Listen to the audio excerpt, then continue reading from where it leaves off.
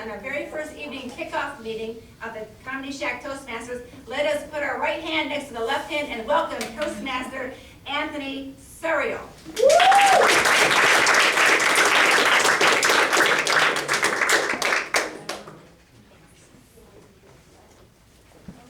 Madam Toastmaster, fellow Toastmasters, and our welcome guests. There are many people that might approach you with answers to life's most important questions. I am here to do quite the opposite. I'm here to pose questions for life's most mysterious answers. For instance, don't you just hate when you finally get to the point, you know, little CD sun visor thing? You finally get to the point where you know where each and every CD goes, and you know without even looking what you're putting in the player, and then someone steals your car.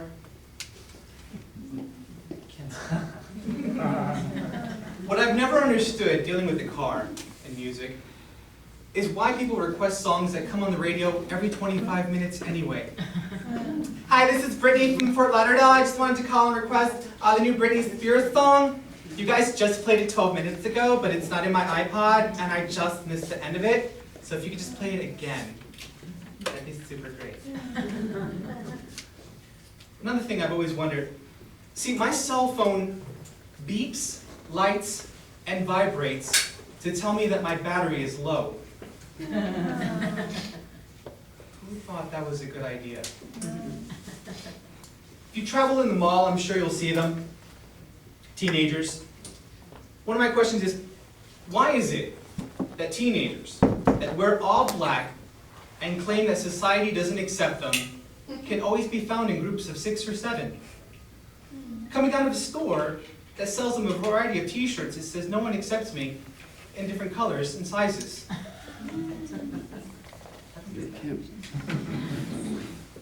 I see a lot of commercials. And I've always wondered, why is it that we just accept these celebrity endorsements, things that they know nothing about? We have the George Foreman grill. You guys ever seen him? He's a good 80 or 100 pounds overweight, but he's trying to tell people how to cook lean food. It's like, "Hi, my name's George Foreman. You might remember me. I had my face bashed in by Muhammad Ali. You want to buy this grill?" And then, speaking of commercials, I see the thing, Cash for Gold. Here's what we do. We send you an envelope that costs us about 50 cents. You shove about hundreds of dollars of gold in it, send it to our office, and then we'll just tell you how much it's worth. What do you think? I'm going to start my own. I'm going to start Deeds for Duds. You send me the deed to your house. I have a group of realtors who have vast experience in playing Monopoly, and we'll tell you how much your house is worth. Another question I have is, in AA, Alcoholics Anonymous, they give you different colored chips based on how long you've gone without drinking. A red chip, a white chip, blue chip, for 3 months, 6 months, and a full year. But I do wonder, what do they give you at Gamblers Anonymous?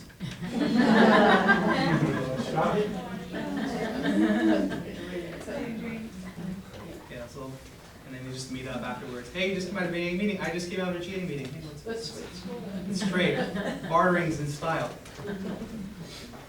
Now, this is one thing that I'm sure that all of you are really going to think about once you leave here. Why do we lock our doors? I can't come in here. Especially in South Florida. A majority of people in South Florida live in apartment complexes or condos. There's at least 800 to 1,000 units.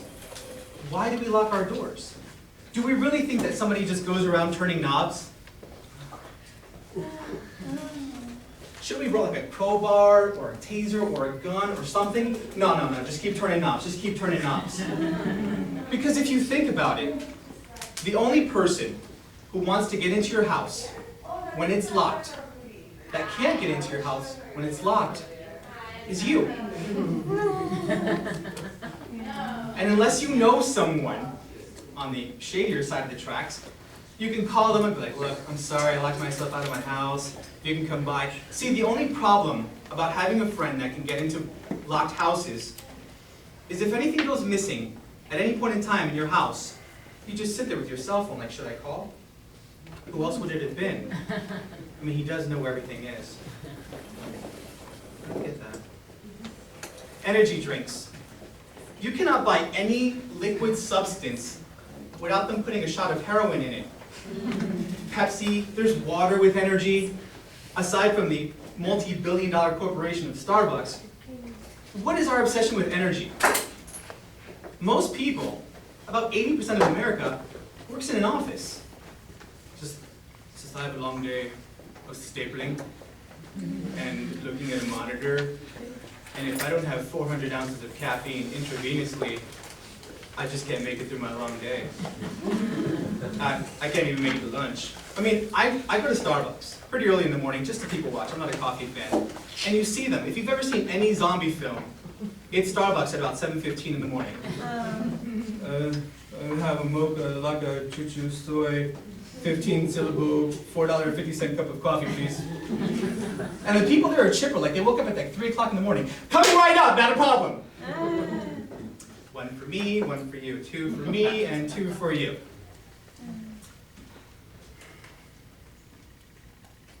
Why do people put a newspaper over their head when it rains? Now you're wet and you're covered in ink.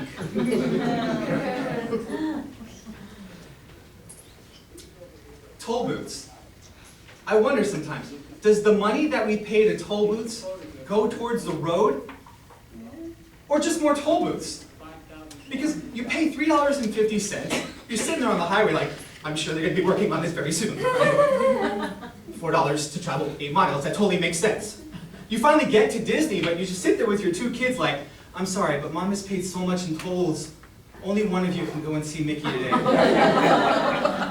So here's what we're going to do. You guys run around the car 10 times. Whoever gets to the door soonest gets to go see Mickey. Have you seen some of the tolls?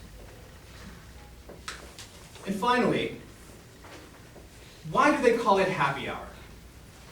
If you need a drink right when you get out of work, how happy could you possibly be? Why don't they call it miserable, on the brink of depression, contemplating unemployment hour? Is that just too big of a sign? Yeah. Thank you.